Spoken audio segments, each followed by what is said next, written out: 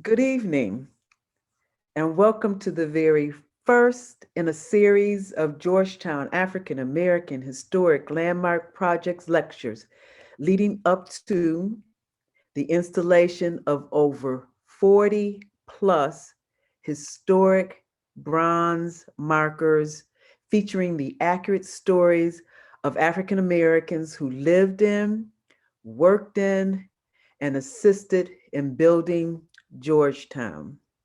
My name is Andrina Crockett, and I am the founder and president of the project. Thank you. Thank you for allowing us into your home today. First, a brief background and updates on the project. The project was started in 2017 when Georgetown University announced the sale of 272 enslaved to keep the university operational. That's 272 enslaved. Of course, we asked where did they live and what was their role, and got an answer, but it didn't satisfy us. So we went searching for where the African Americans lived on Georgetown campus and in Georgetown. Luckily, there was a book, Black Georgetown Remembered, written by Janet Lesko, that provided the outline for our project.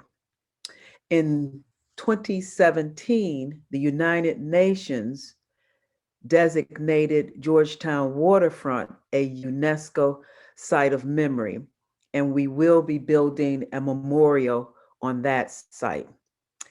Installation of the 6-inch markers will begin next Saturday, the 21st of November. And this is a 6.5-inch marker, which designates buildings with significant African American history, both enslaved and enslaved, or buildings that were owned by African Americans in Georgetown. We start out with our logo. And I have to acknowledge the L'Enfant Trust easement project, which also has markers in Georgetown.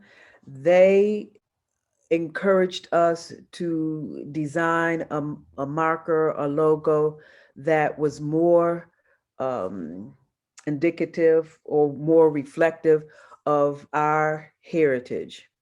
We went to the Adinkra symbols, and I'm sure you recognize the outside circumference being Sankofa, which means go back to your past and learn from your past. The inside uh, circumference, Nia Orinum Sua, which means he who does not know can know through learning. And in the center, the symbol means reconciliation. There will be three designs: roadside, wayside at a 45-degree angle, and then on the Market House at 3276 M Street, there will be a plaque affixed to the wall. This is Yarrow's markers layout. The black will be polished and raised. The text will be polished and raised, and the logo will be in the center. It will be polished on a brown background. I want to thank the Philadelphia Museum of Art for giving us permission to use this painting of Yarrow done by the presidential portrait painter Charles Peel in 1817. It will be made into a porcelain tile and embedded in the marker. The map just shows the sites of the public space markers. There will be 20. There is one missing because it's off the map. It's located at the grocer, the nursery in the 4900 block of Reservoir Road. Before I introduce our speaker, I just wanted to remind everybody we will be having these virtual happy hours once a month. In February, we'll probably double up from 7 to 8, the third Tuesday of the month. Next month, we will have the Clark family who were enslaved at the Old City Tavern on M Street. You'll be in for a treat there. And in January, we will have the Queens family. And for those of you who have studied legislation and court cases uh, regarding African Americans in America, the Queen family in 1791 in the US Supreme Court sued and won their freedom. They also had other descendants sue, and one of the cases set the precedent for the hearsay doctrine, legal doctrine. Um, I'm going to go, of course, before I leave you, and thank the members of my board: Jonathan Mellon, Jock Chandler, Georges Franco, Dr. Iona Black, Attorney Barbara Johnson, and Andrew Krause, Elizabeth Ann Spurl, Lewis Hicks and his nephew, Jordan Hamilton, who are behind the scenes producing this session.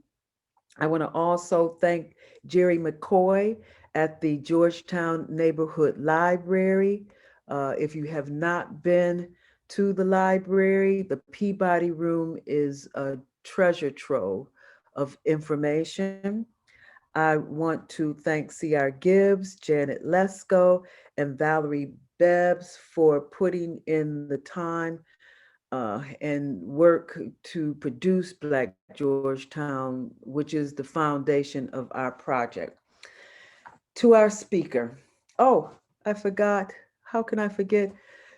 Uh, I have to thank the 400 years of African American History Commission for their financial support. Also, how can I forget the McCulley family and the entire Georgetown community for their support and their continued support. But Brian McCulley and his family have allowed us to put the marker on his property, and the lot is the lot that Yarrow owned in Georgetown. So they live on the lot that Yarrow owns now. Jim Johnston, our guest speaker, he gave me 2 lines to introduce him, but he is worth more than 2 lines. He said, Jim Johnston is a lawyer, writer, journalist, and lecturer in Washington, D.C. And he is the publisher of 4 books. But it is one of those books that we are focused on, and his research and the time spent on writing this book is unparalleled. From Slave Ship to Harvard, Yarrow Mamout, and the history of an African American family. Freed at age 60 after 44 years of enslavement. Mr. Johnston is going to tell you what he accomplished.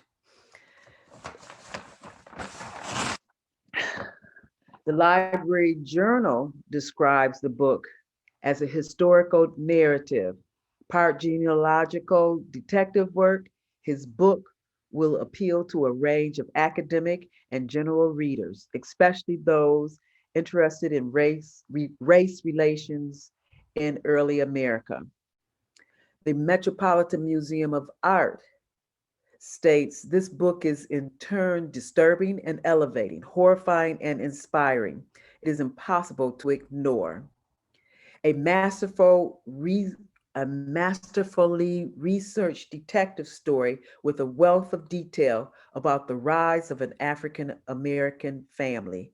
And lastly, a mammoth story is of Islam in early American, a slavery in the nation's capital, and or the free role, no what, or the role free blacks played to free their sisters and brothers. Without further ado, ladies and gentlemen, Jim Johnston. Thank you, Andrina. I appreciate the opportunity to talk to you always, and to talk to all the people that are watching tonight, and to all the what you're doing in Georgetown. You know, historically, a third of Georgetown was African American, and I think it's very important to keep that in mind and to have physical evidence of that. With that, let me start my presentation, which is a PowerPoint, and we'll run through it.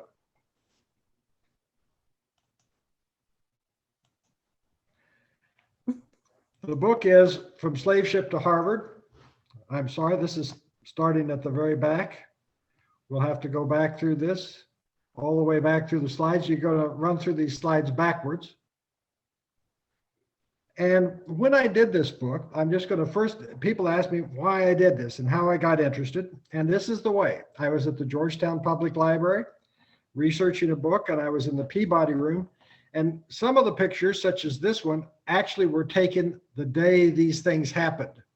And I stood up from this desk right here, and I looked across the room to that portrait, and it said in the bottom right-hand corner, Yarrow Mamout by James Alexander Simpson, 1822. And I thought that was pretty interesting, since Georgetown is generally a lily white area in most people's minds.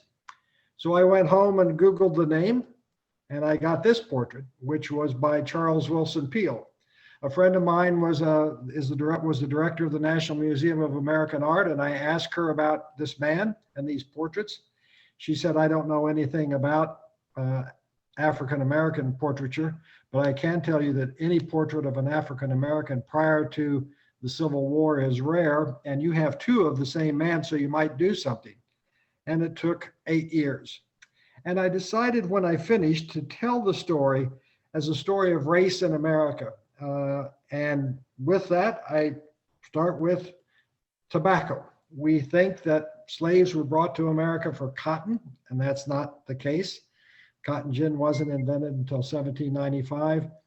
The slaves started coming in large numbers to Maryland in about 1700.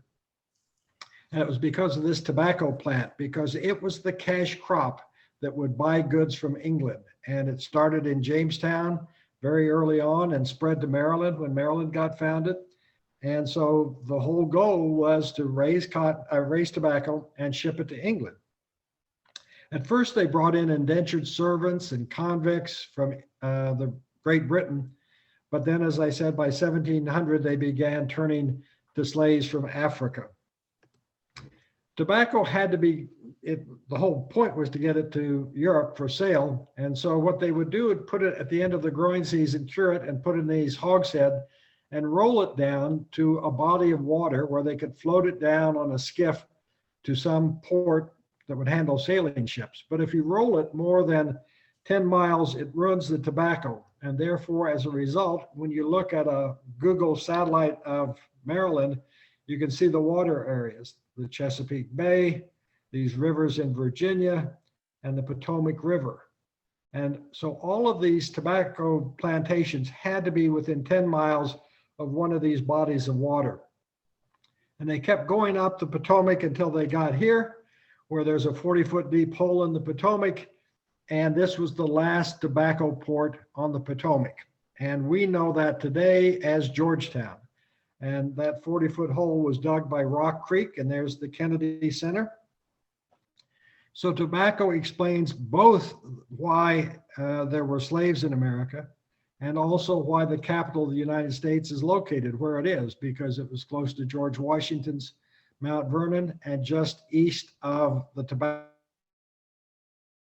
port, Georgetown. As I said, we're trying to get goods to England. We'd send tobacco to England and bring in goods from England. And in Bladensburg, this house still stands. It's Bostwick.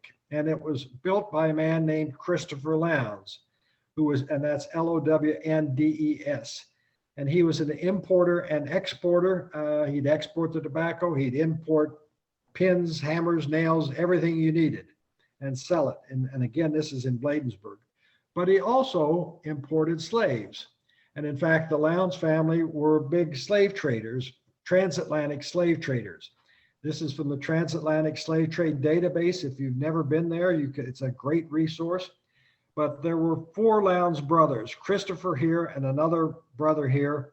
He had a brother in Liverpool, which was the center of the English slave trade, and a brother in St. Kitts, which was kind of a switching point.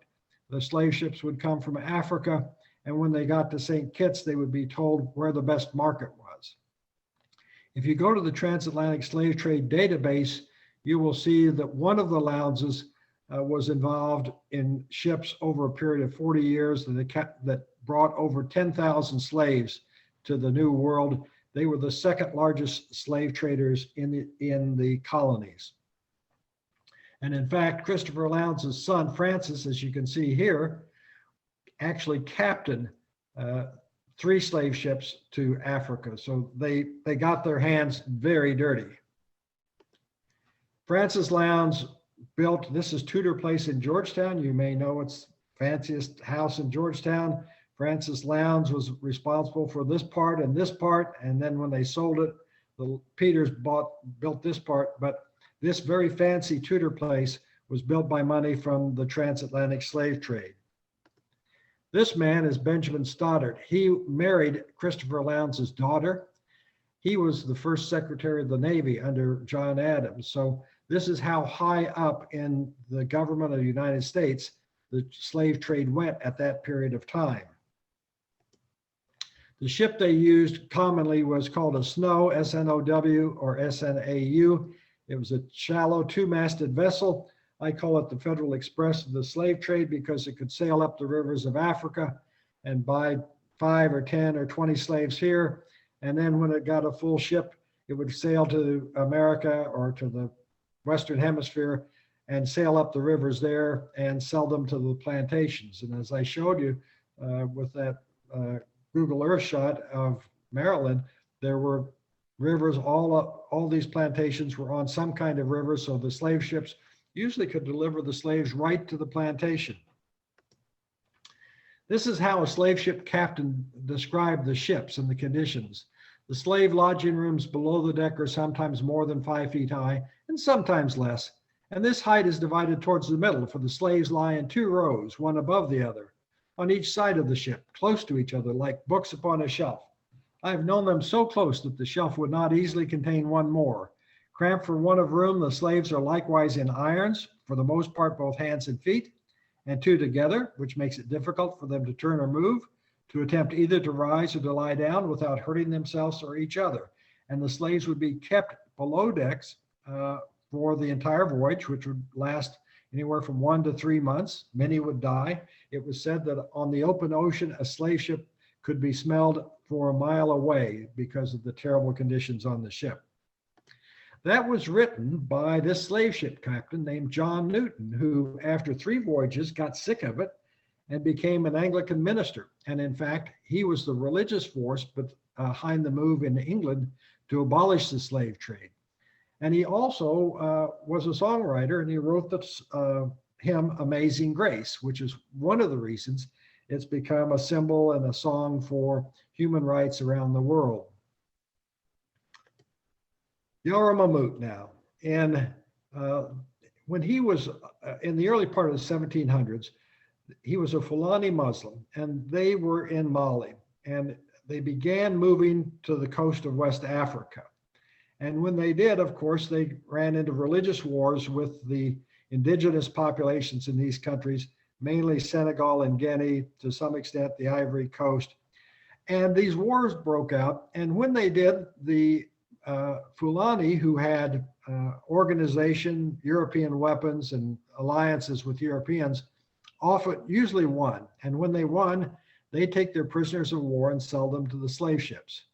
But sometimes they lost. And when that happened, they got sold to the slave ships. And so that's how Yarrow Mamout, a Fulani Muslim, got into the slave trade to America.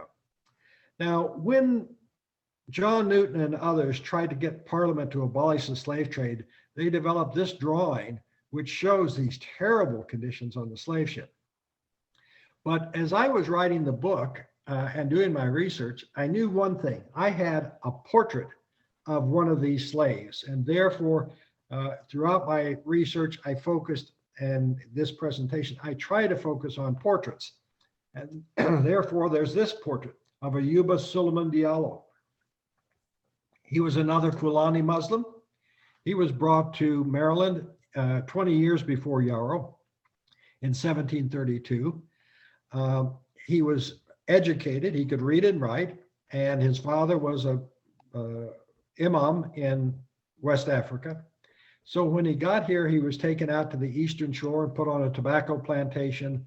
The white boys kicked dirt in his face when he bowed to pray. Very unhappy, obviously. And so he did an unusual thing. He sat down and he wrote a letter, and he said, "Dear Dad, get me out of here." Now, how he thought that letter was going to get back to his father in Africa is an interesting question. But strangely enough, it did get to some men in England who said, "Oh boy, let's bring this fellow to England and learn about him." And so they did. And here is a portrait by an English painter named William Hoare, who was a student of Thomas Gainsborough. It's a magnificent portrait.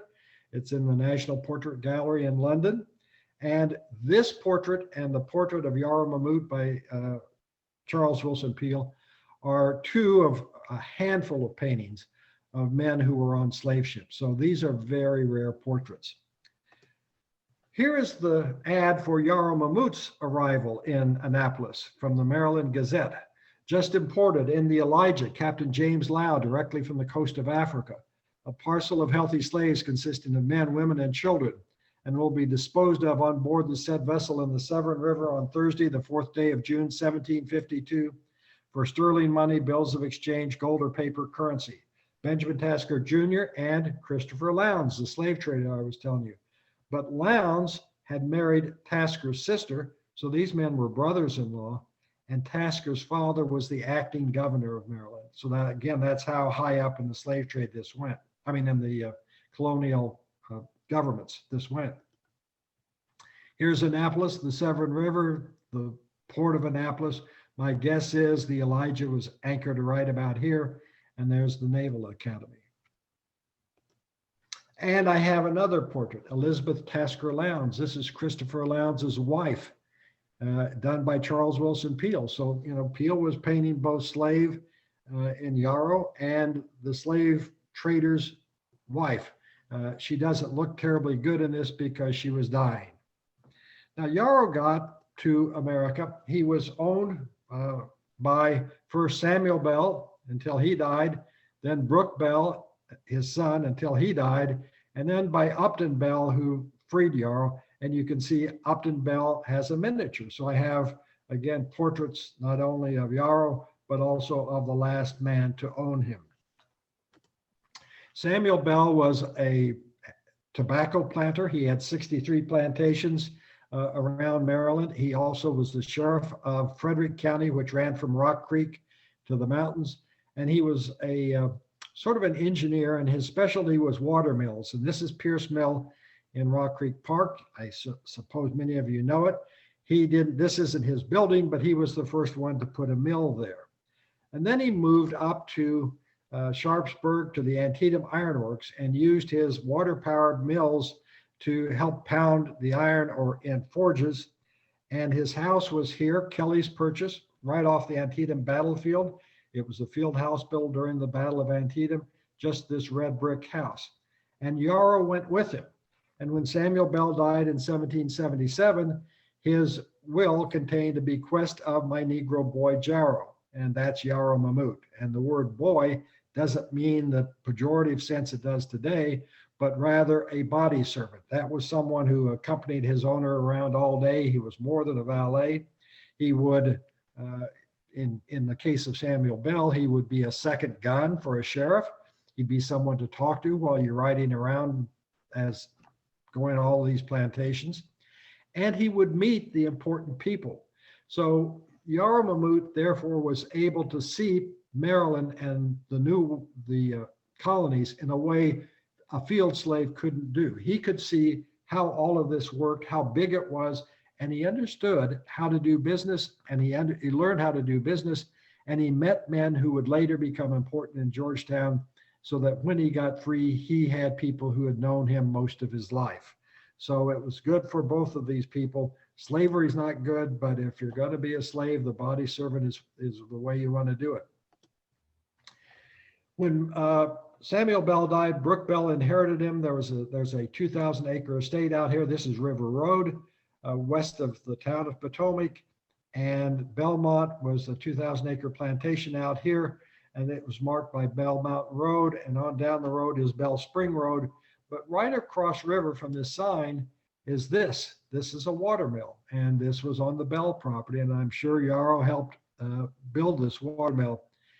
But more importantly is that on this property up here, this was another tobacco farm. And on that property, a woman gave birth to Yarrow's son. So I know that Yarrow was here 9 months before his son was born to a woman on this property. And his son's name was Aquila. Yarrow got him freed at age 7. In 1784, Brooke Bell moved to Georgetown. He kept his Belmont property, but he became an importer and exporter in Georgetown. And his accounting book is still in existence. And here's an entry for Yarrow. The MDHS is the Maryland Historical Society. It's an acetate they required me to put over it when I took the photograph, but it's up in Baltimore, is his accounting book, and it also shows various things that Yarrow did. In 1796, Brooke Bell died, and this is the inventory of his estate showing Yarrow was 60 years old, meaning he was born in 1736. And he said, here's how he said he got free, and this is in dialect, but listen to the words, the poetry. Old Massa Ben Tinky got all the work out of a Yarrow bone. He tell a Yarrow, go free, Yarrow. You've been work enough for me. Go work for you now. Tanky, Massa, Yarrow say. Sure enough, Yarrow go to work for he now. Yarrow work a soon a late, a hot, a cold. Sometime he sweat, sometime he blow a finger. But there's poetry in here. He knows his name rhymes with marrow bone. And so he says, get all the work out of a Yarrow bone. He's making a joke. Bear in mind, this man's first language was Fulani. And as you're going to find out, he also could speak Arabic. He may have been able to speak French if he was Senegal, but he's working in a third or fourth language. Down here at the bottom, he says, sometime he sweats, sometime he blow a finger. He means that sometimes he sweat in the hot, and in the winter, when his fingers are cold, he blow a finger. I love this phrase of blow a finger. And, you know, you can see why Samuel Bell would have liked to have this man riding with him as he went from plantation to plantation. He's a charming individual. Yarrow then bought, when he got free, he bought a property in Georgetown. This is the lot. And this is, he then turned around and redeeded it to his son. And I went to the National Archives and took this photograph on the day I saw this. In fact, almost the instant I saw it. And you can see it's all in nice, neat handwriting until you get here. And I, of course, had suspicions about that. An Arabic expert told me that it looks like he's signed his name in English, or tried to, with what looks like Josie. But this word, people say is quite clear, is Bismillah, and it means in the name of God. So he invoked Allah a blessing from Allah in signing an important document like a deed. And then Charles Wilson Peale came to Washington to get a portrait of the new president, James Monroe, and to paint other portraits. Peale had done 7 life portraits of George Washington. He had crossed the Delaware, fought during the Revolution. He didn't paint that famous painting, but he did in fact cross the Delaware as an officer with the militia. And after the war, he opened this museum in Philadelphia, and he was where he had various objects. It was like the Smithsonian. He was sort of the inventor of that concept in America, and it was a for-profit museum. But he came to Washington and he found Yarrow, and he heard,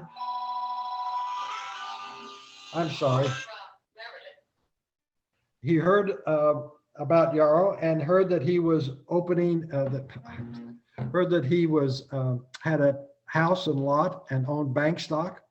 And so Peale wanted to make a portrait of him.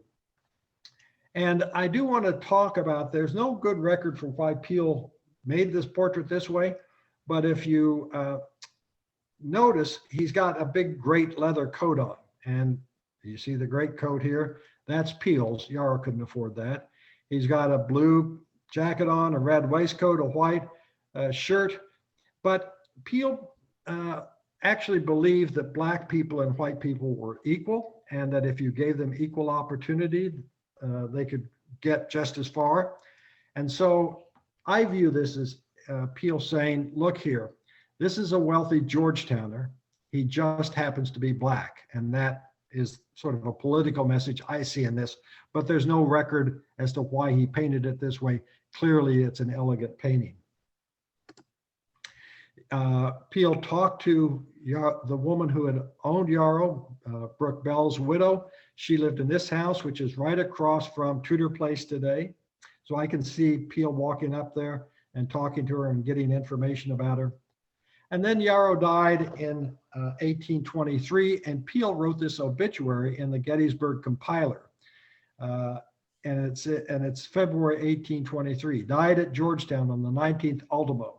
That's the prior month, so January 19th. Negro Yarrow, aged, Peale thought he was 136 years old. He wasn't, he was 86. Yarrow was interred in the corner of his garden, the spot where he usually resorted to pray. My favorite here is the last. Yarrow was never known to eat a swine nor drink ardent spirits. He was a good Muslim, and so he didn't drink alcohol or eat pork. Then as the book moves through, to his sister, who was Hannah, Free Hannah, or Hannah Peale. I think she worked here in Rockville at Hungerford's Tavern, which was right next to the courthouse. And Yarrow's owner was the clerk of that courthouse. So Yarrow would have visited her. I went to the will of the man who owned this, and I found these slaves with African names. And there was a naming convention among the Fulani that allowed me to at least guess at who might be a Fulani. And you can see Hannah, who I think was Yarrow's sister. This woman, the Calabi, is identified as Hannah's daughter. There was Isaac with the Fulani name of Ashaka. There was Yarmouth with the Fulani name Yanus. And there was another Yarrow living there, and that's Fulani. And the name Yarrow is unique to the Fulani. These taverns were, and then as I get into a story of race, these taverns were strange places. They were the biggest building in town. And David Warden, writer at the time, said, the slaves sleep on the floor of the dining room, which the master for obvious reasons ought to forbid. They, meaning Black people, have an uncommon desire for spirituous liquors. So you see the racism in what a white person is writing about Black people in 1816. But Josiah Henson lived in Rockville.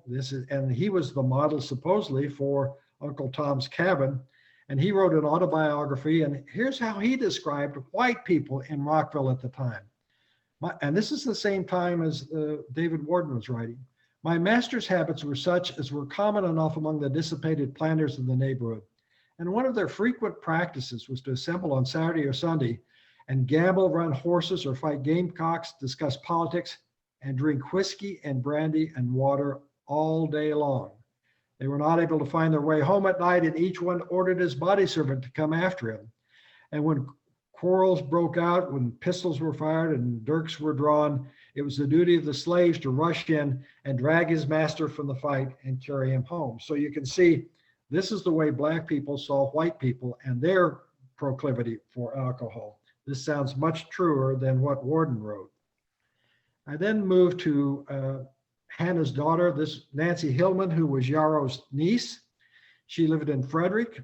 She was married to Ignatius Hillman, who was the servant of Judge Richard Potts. And Frederick at the time was a very important town for lawyers. Francis Scott Key got his start there, as did Roger Brooke Tawney, who became Chief Justice of the United States.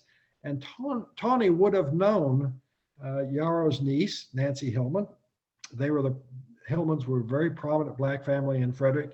And yet it was Richard Tawney who wrote Dred Scott and said, in the Dred Scott opinion, African Americans had for more than a century before the Constitution been regarded as beings of an inferior order and unfit to associate with their white race, and so far inferior that they had no rights which the white man was bound to respect. And therefore Tawney ruled that Dred Scott had no constitutional rights. This, of course, was outrageous and brought calls in the North to abolish the Supreme Court, which might have been a good idea, but who knows. In any event, when I was doing the research, I then found that Nancy Hillman was buried in the Catholic cemetery of St. John's Catholic Church. This is the Black section of the cemetery. There's a Nanny Hillman, one of the Hillman family, not Nancy. And these unmarked graves, the tombstone said, were the Black graves of people buried before the Civil War, because African Americans weren't using tombstones. But if you go right across there, you come to the grave of Roger Brooke Tawney. This racist is buried in an integrated cemetery. And therefore you may be a bigot during your life, but you may spend eternity with the opposite race. So think about bigotry. I'm going to skip over Yarrow's son, generally Aquila, and move to Aquila's wife, who was Mary Polly Turner Yarrow. She was Samuel Bell and her owner Sam Turner were in business together. They also had farms next to each other out by Potomac. In 1832, she's recorded as being with Aquila Yarrow in a schedule of free persons of color in Washington County. And right after this was done, Aquila died and she became a widow. This is the inventory of Aquila's estate. You can see in the corner here, Polly, meaning these things belong to her. And you can also see, my favorite is at the bottom, a lot of books Aquila could read. This is a small town. This is not even a town. It's just a farm in Washington County, Maryland, near Harper's Ferry. And he had a lot of books, which surely meant he was reading. When I did this, I wanted to go up there and find out, more, because I knew Yarrow had worked at Antietam and Sharpsburg. So I took a drive up there, and when I was looking at a map, I suddenly discovered this, Yarrowsburg Road. I didn't know it was there. In fact, I never heard of it. And I drove down here, and this is Yarrowsburg. There's no town, just an intersection. And I talked to a man, and two men were over here, and I asked them why it was called Yarrowsburg, and Bill Mullenix said to me, "Oh, that's easy. My grandfather told me it was named for a woman named Polly Yarrow. She was the midwife here. She delivered all the babies black and white." And I saw that parentheses on that inventory with Polly in my head, and I knew that this was Polly Yarrow's place, and the place was named Yarrowsburg after her. This is Elk Ridge, and if you go over there, you come here to the Kennedy Farm, which is where John Brown and his men stayed before they raided Harper's Ferry. So it's sort of all this Black history is located up there. And then from Polly Yarrow, I moved to her nephew, Simon Turner, who was born on the Crampton farm in this house in 1839. This is the slave quarters. The owner said it had been the slave quarters ever since his family owned it in 1865. It had been called the slave quarters. They undoubtedly got Polly Yarrow, the midwife, to deliver Simon. And then his widow wrote this about the history of that family. Simon Turner and I were both slaves when we were married. My husband belonged to Eli Crampton and I belonged to John Gray. They were coming around drafting men in 1864, and Simon said he wanted not to be drafted, and so he enlisted. And when he did, he enlisted in the 39th Regiment U.S. Colored Troop. Here is the only photograph of them with the white officers in the front. But there are Turners alive today in Baltimore. And when I showed this photograph to them, they said, he looks like Uncle Mark. And indeed he does. So that might be Simon Turner, but I don't make a claim to it. In 1875, there is this map of Pleasant Valley with Elk Ridge, Harper's Ferry down here, and Mrs. Yarrow's house is here. This is Arthur Sands's house. This is where Simon Turner lived with his father-in-law's family. And then Polly died. So not only did Yarrow Mamout get his obituary in a white newspaper, but so did Polly Yarrow in 1885. The next in the family is Emma Turner, Simon's daughter, a bright girl. And so when she got out of 8th grade, that was as far as the black schools went in Pleasant Valley, she was sent over to Harper's Ferry, that's John Brown's firehouse, to go to school at Storer College. She went to preparatory school there and then got a college degree, the first in the family to get a college degree. And here she is in 1956. The important thing, again, these are in-laws. They're not blood relatives of Yarrow Mamout, but she knew Polly Yarrow because Polly died when this Emma was 10 years old. So she knew Polly Yarrow, and there are women alive today who knew her. They were her granddaughters. And finally, her son, Robert Turner Ford, entered Harvard in 1923. There were only 7 in his class, and this is his graduation picture in 1927. And in 1984, he went back at a reunion and gave this talk saying, in the Black society in which I was born and bred, there was almost idolatrous faith in education. College graduates were rare. 2 of his uncles were illiterate and 2 were slaves. And the possession of a diploma of any kind identified one as being a member of an elite group.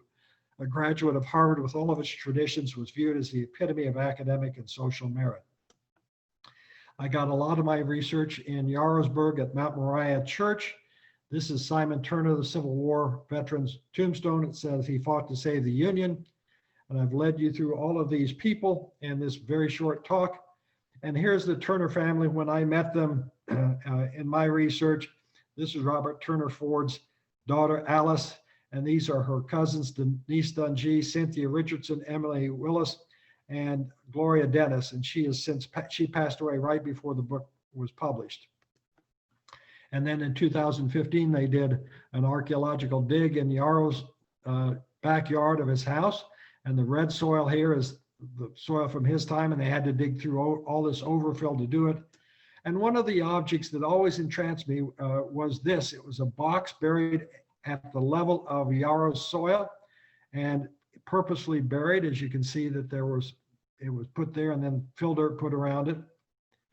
Now I've taken you through all of this in about half an hour. It took them 175 years. And my contact information is here. The easiest way, if you want to ask me questions, just go to my website, jameshjohnston.com. You can see there at the bottom, and my email address is there. And also I have a blog from slaveshipblogspot.com. Andrina, I'm going to stop my screen share and turn it back to you. Am I up? You are. Okay. Jim, thank you so much. I know it was a rush job, but I think we got the gist. To my audience, now you see why we're starting with Yarrow Mamout. Through Jim's research, we know so much about him. I also want to redirect you back to the lot. The Macaulay family, we thank you so much for allowing us to put the marker at 3324 Dent Street. Our audience, you will hear more about this location as we progress in the installation of the markers. I also want to go back and thank the Georgetown Neighborhood Library.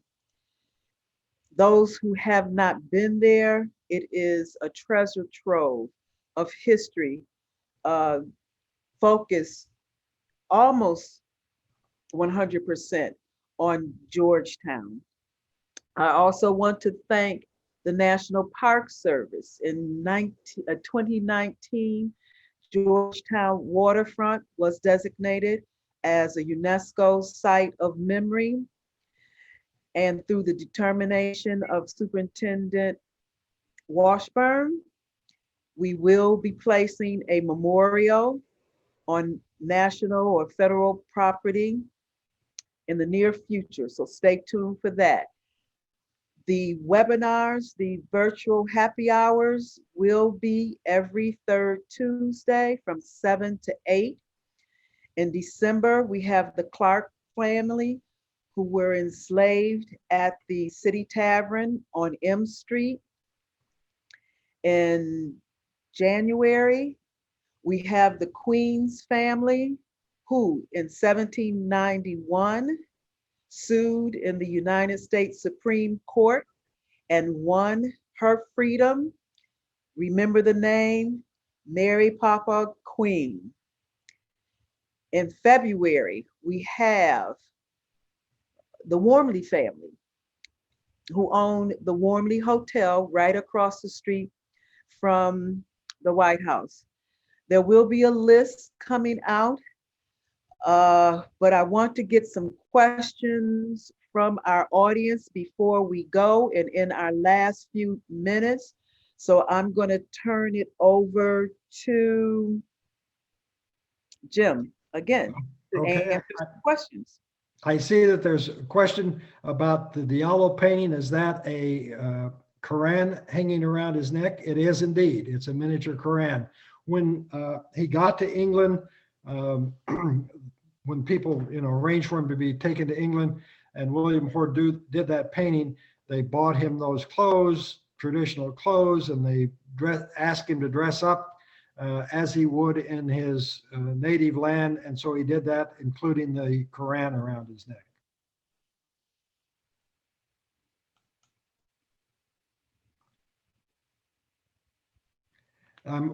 People are asking, and this is to Andrina, will this recording be available to view again? If so, where?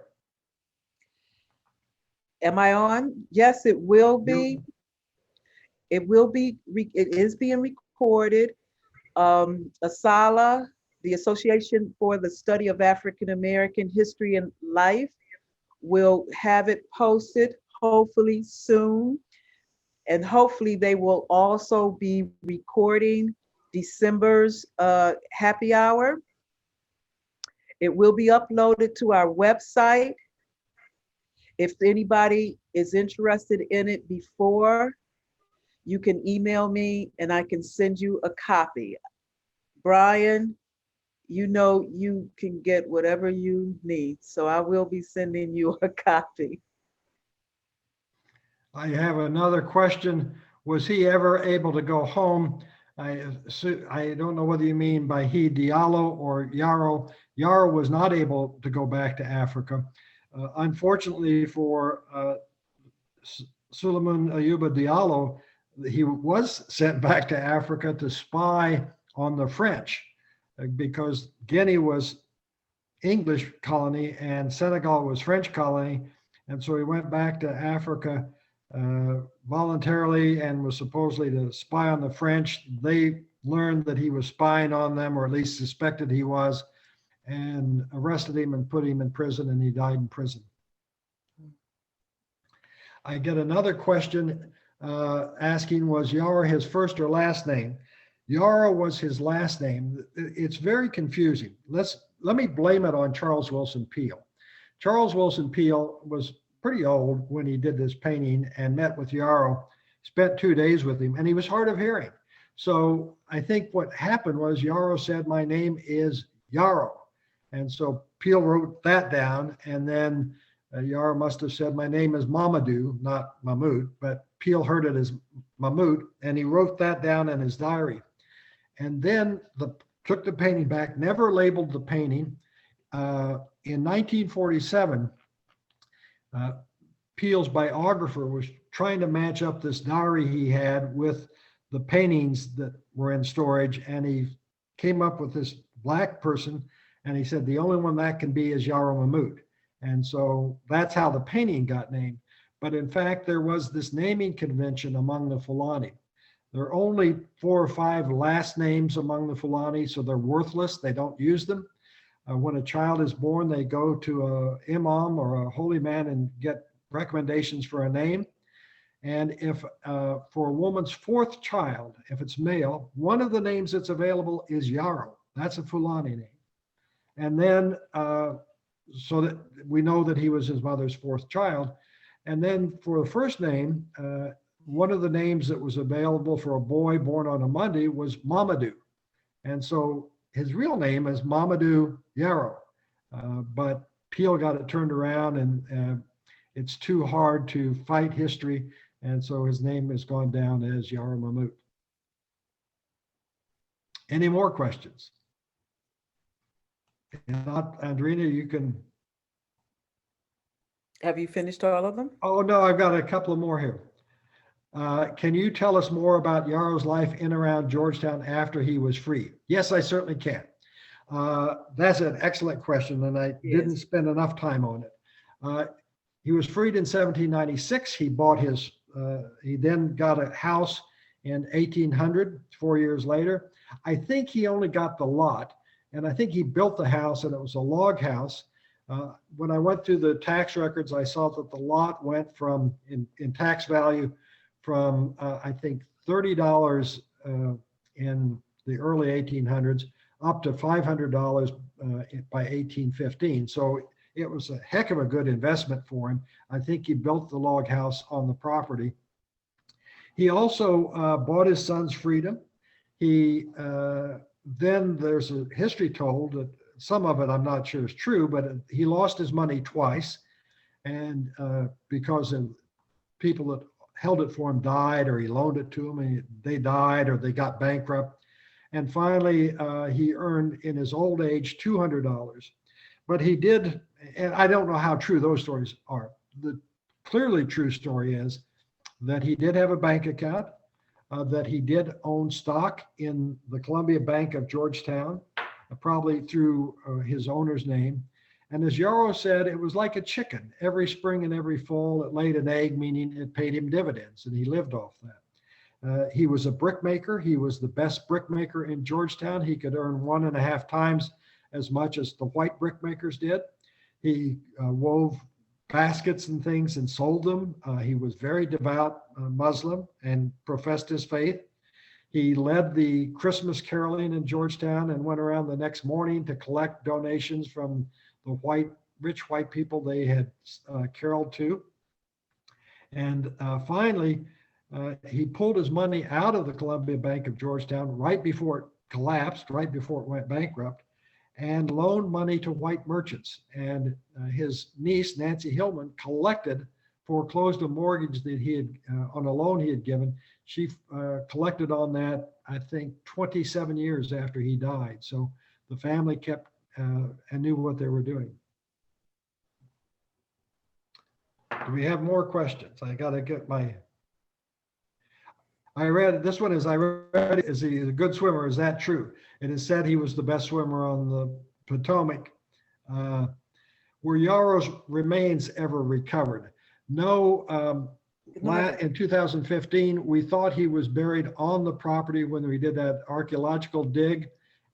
We didn't find any evidence of either a grave or even supposedly he was buried in the garden or a garden. I think, in fact, and I'm working on it now, that he was buried on an adjacent lot in a now lost black cemetery, and that was what Peel called his garden.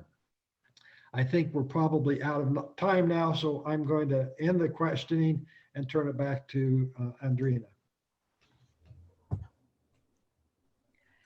So much, and we have a little bit of time. The time is limited.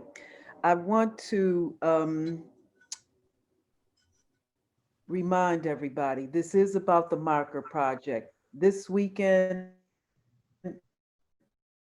and next week, we need 6.5-inch markers on properties either owned by African Americans or associated with them. Tudor Place will be one. I'm waiting for confirmation from Georgetown University, some of the homes where they live. So it starts this week. Um, the other thing, I just wanted to remind you, the Clark family is next month. I'm going to turn it over to Jock now.